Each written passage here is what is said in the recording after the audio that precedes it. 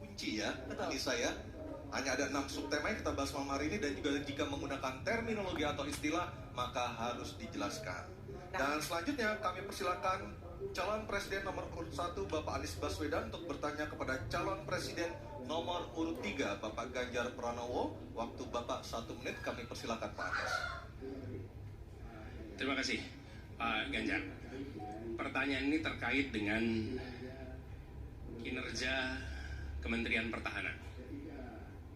Ketika tadi kita bahas sama-sama situasi pertahanan kita, Bapak tadi membahas tentang bagaimana belanja alutsista, bagaimana rencana tentang minimum force itu bisa dicapai dan lain-lain. Bapak melakukan review itu.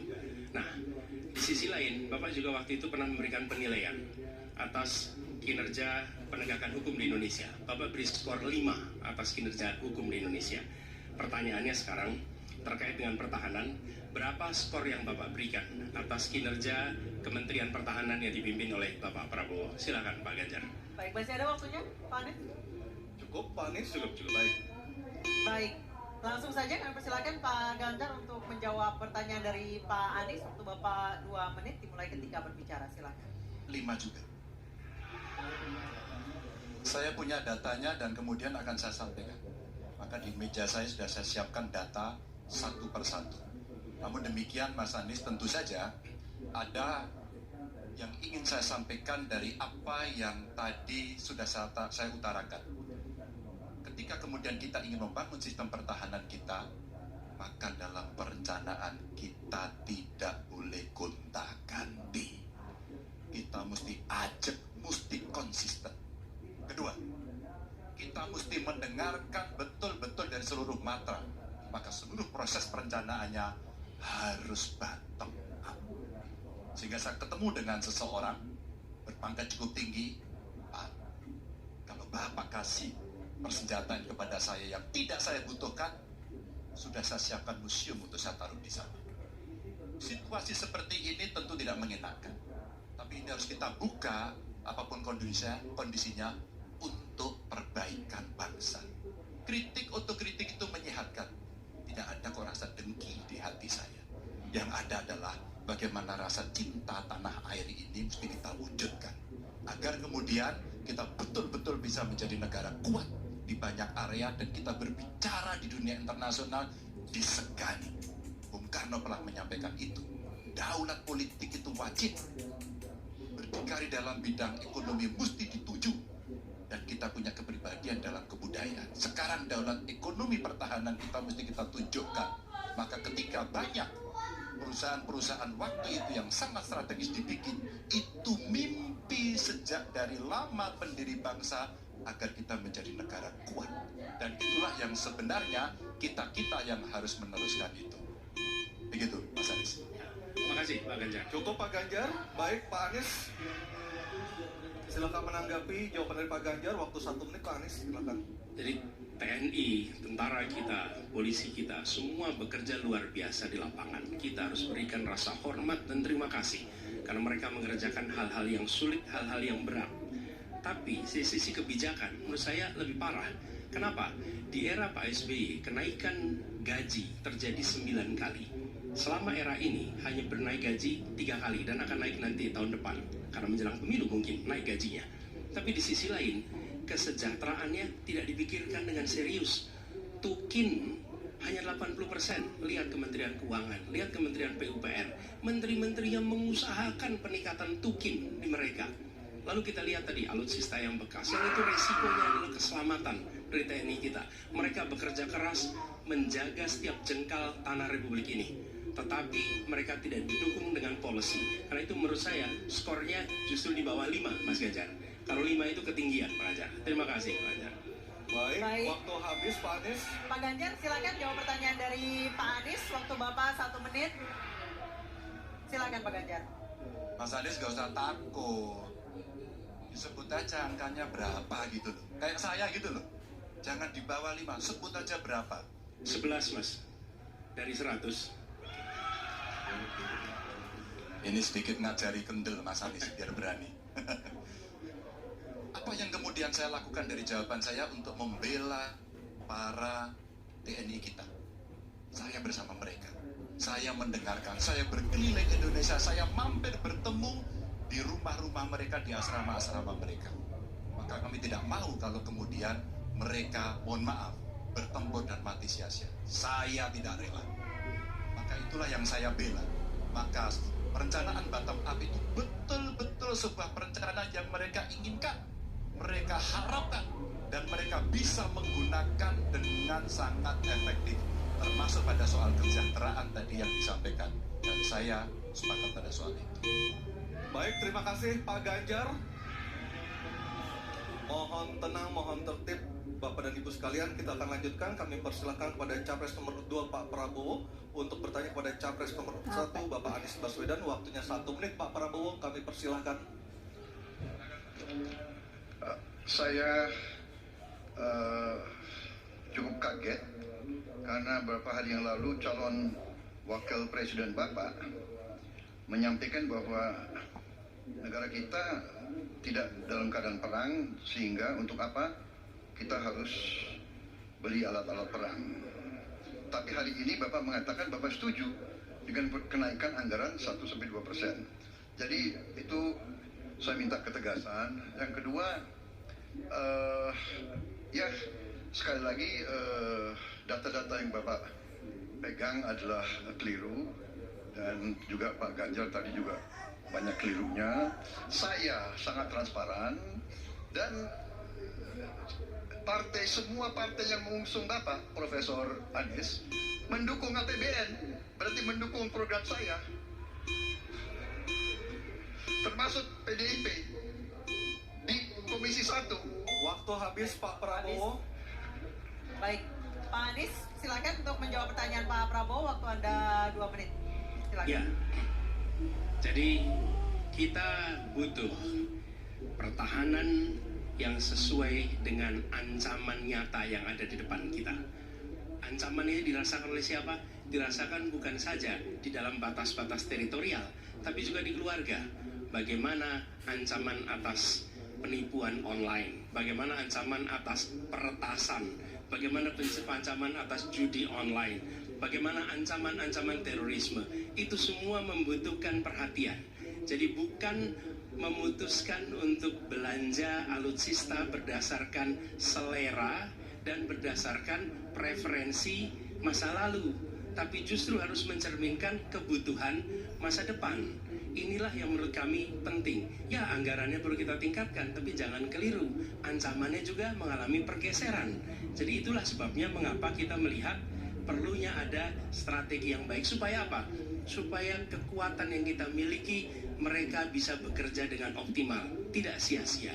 Lalu Pak Prabowo saya hormati, ini bukan soal pribadi, ini soal negara, ini soal policy. Penjelasannya ya di tempat ini, bukan di ruang-ruang tertutup yang tidak diketahui oleh publik. Justru kalau Bapak ketahui datanya salah, tunjukkan di tempat ini sehingga publik bisa mengetahui, bukan dalam pertemuan-pertemuan lain yang tidak jelas dari mana kita bisa menilai akurasinya. Jadi menurut hemat kami, bila ada di antara kami yang faktanya keliru, Bapak tunjukkan. Tapi kalau Bapak tidak menunjukkan, berarti memang faktanya benar. Itulah kenyataan yang ada di lapangan. Dan ini juga yang selalu kami gunakan. Kami gunakan fakta-fakta itu. Itulah sebabnya Pak, kami melihat penting sekali untuk kita tenang, dingin, jangan emosional dalam menghadapi persoalan-persoalan kenegaraan, dalam menghadapi persoalan-persoalan pertahanan. Demikian jawaban kami. Terima kasih. Baik, terima kasih Pak Anies. Oke, tenang dulu. Tenang dulu. Tenang Bapak dan Ibu, mohon tenang supaya kita bisa mendapatkan intisari dari jawaban maupun pertanyaan dari ketiga capres kita ini. Dan kami persilakan Pak Prabowo untuk menanggapi Pak Anies dalam waktu 1 menit Pak. Kami persilakan Pak Prabowo. Pak Anies. Saya tidak bicara tertutup, saya bicara di Dewan Perwakilan Rakyat Komisi 1, di mana semua partai yang mengusung Bapak hadir dan menyetujui yang saya ajukan. Jadi, dan juga sekarang waktunya nggak ada, jadi saya mengundang kita bicara terbuka. Terbuka, silakan. Tapi saya ingatkan, Bapak cinta atau tidak dengan negara ini? Masa kita mau buka semua kekurangan kita, semua masalah kita buka di depan umum? Apakah itu pantas? Di negara yang baik, di negara maju, masalah rahasia ada, Profesor. Jadi bohong, saya tidak minta tertutup. Saya terbuka, Komisi DPR terbuka. Baik, waktu habis. Waktu habis Pak Prabowo, waktu habis. Kami persilakan Pak. Mohon tenang. Tenang dulu kita lanjutkan. Supaya pemirsa di rumah juga bisa mendapatkan intisari dari acara kita malam hari ini. Mohon tenang. Silakan Pak Anies untuk memberikan tanggapan atas pernyataan Pak Prabowo. Waktu Bapak 1 menit. Tidak ada yang perlu dirahasiakan. Bapak Presiden menyampaikan Bapak punya lahan lebih dari 340.000 hektar, sementara TNI kita, prajurit kita, selebih dari separuh tidak punya rumah dinas. Itu fakta, tidak perlu dibicarakan secara tertutup.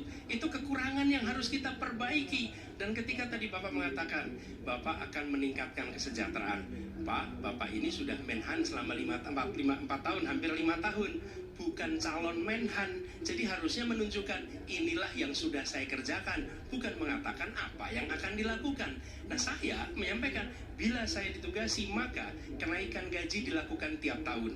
Maka perumahan prajurit TNI dipastikan dibangun sehingga mereka tidak perlu ngekos, tidak perlu mereka sewa, dan mereka bisa tenang.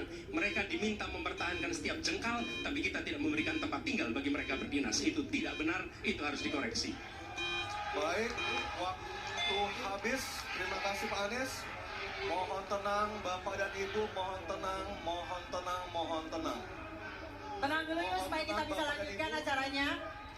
Mohon tenang dulu. Mohon tenang menjaga ketertiban. Kita berikan hak yang sama kepada 3 capres kita. Mohon tenang. Dan kita akan memasuki sesi tanya jawab yang terakhir, yakni calon presiden nomor urut 3 Pak Ganjar Pranowo dan calon presiden nomor urut 2 Bapak Prabowo Subianto untuk saling tanya jawab dan menanggapi. Dan kami silakan Pak Ganjar untuk bertanya kepada Pak Prabowo. Waktu Anda 1 menit. Silakan Pak Ganjar. Terima kasih Pak Prabowo. Saya senang sekali Bapak memantik saya, data saya tidak benar. Silakan bantah data saya hari ini Pak. Dan saya izinkan kalau ada staf mau bantu silakan berdiri di sebelahnya. Izinkan. Pak, Global Peace Index kita menurut sumber Institute for Economic and Peace kita turun Pak. Kalau mau diklosa boleh. Silakan. Saya bawakan ini dari rumah. Mari kita bicara data yang benar. Global Militarization Index kita sumbernya Bonn International Center for Conflict Studies turun. Semua skornya ada. Kapabilitas militer kita ini dari Law Institute Asia Power Index turun. Proporsi anggaran pertahanan kita sumbernya IISS Military Balance Plus turun. Pak Prabowo, saya mau bertanya kepada Bapak, termasuk kemudian capaian MEF kita hanya 65,49% dari target 79%. Mengapa terjadi penurunan dan apa solusi? Waktu habis. Pak Prabowo silakan untuk menjawab pertanyaan dari Pak Ganjar untuk Bapak 2 menit, silakan. Jadi Pak Ganjar, saya sudah buat rencana, tetapi yang menentukan termasuk Menteri Keuangan. Dan masalah yang kita hadapi, tolong ya, saya memang sudah jadi Menteri Pertahanan 4 tahun, tetapi kita diganggu oleh COVID 2 tahun, di mana terjadi refocusing. Jadi banyak yang kita ajukan tidak disetujui oleh Menteri Keuangan. Jadi sebagai seorang menteri, sebagai seorang team player, saya harus loyal. Jadi ya saya tidak banyak bicara di depan umum ya. Tapi data-data yang Bapak ungkapkan masalah pesawat bekas ya, saya ingatkan Bung Karno waktu menghadapi Irian Barat seluruh alatnya bekas. Pak Ganjar, Bung Karno seluruh pesawat terbang, kapal selam, cruiser, destroyer, semuanya bekas ya. Jadi kita juga masih pakai banyak sampai sekarang pesawat bekas. Jadi banyak data Bapak, mungkin niat Bapak baik, tapi mungkin tim Bapak, staf Bapak itu keliru memberi masukan. Ya. Jadi dalam alat perang saya katakan bukan baru dan bekas, tapi usianya. Kalau pesawat flying hours, ya. Dan tentunya kita pasti mau yang terbaik untuk prajurit kita, ya. Tapi kita harus loyal kepada yang lebih besar. COVID, ada krisis Ukraina, pangan naik, BBM naik. Waktu habis Pak Prabowo, terima kasih. Kami persilakan Pak Ganjar untuk menanggapi jawaban dari Pak Prabowo. Waktu Anda 1 menit, mohon tenang. Maaf, kali ini Bapak tidak menjawab sama sekali pertanyaan saya, Pak.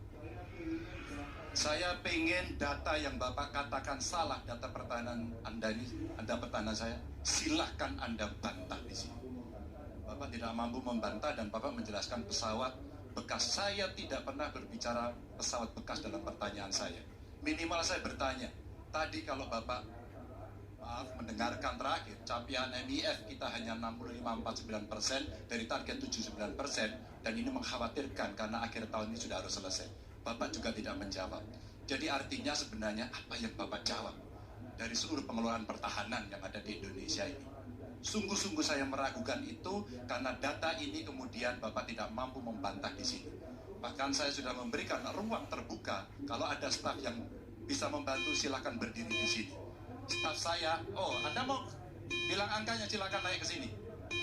Akan saya tunjukkan kalau Anda mau membantu. Terima kasih. Baik, terima kasih Pak Ganjar. Oke, tenang dulu. Kami persilakan Pak Prabowo untuk tanggapan dari pernyataan Pak Ganjar. Waktu Bapak 1 menit, silakan. Ya, jadi begini, yang Bapak ungkapkan itu saya bisa bantah, waktunya tidak cukup. Saya siap berjumpa dengan Bapak. Mari kita bahas satu persatu, akan saya buktikan. Saya butuh hari ini, Pak. Nggak bisa. Saya tidak dikasih waktu. Jadi Anda tidak fair. Anda minta saya kasih penjelasan yang begitu rumit, tapi waktu saya terbatas. Jadi saya transparan, saudara. Dan yang saya katakan, kalau kita bicara MEF itu mulai dari berapa periode yang lalu. Ya, kalau kita mau buka-bukaan, Menteri Pertahanan sebelum saya, apakah tidak juga berpengaruh? Juga Menteri Keuangan yang banyak tidak menyetujui disbursement. Jadi mari kita diskusi dengan baik sebagai negarawan dan tidak mencari-cari hal-hal yang keliru. Waktu habis Pak Prabowo, terima kasih. Kita berikan apresiasi untuk ketiga calon presiden kita. Baik hadirin dan pemirsa, kita akan jeda terlebih dahulu dan tentunya akan kembali dengan segmen para calon presiden ini akan menyampaikan pernyataan 2024.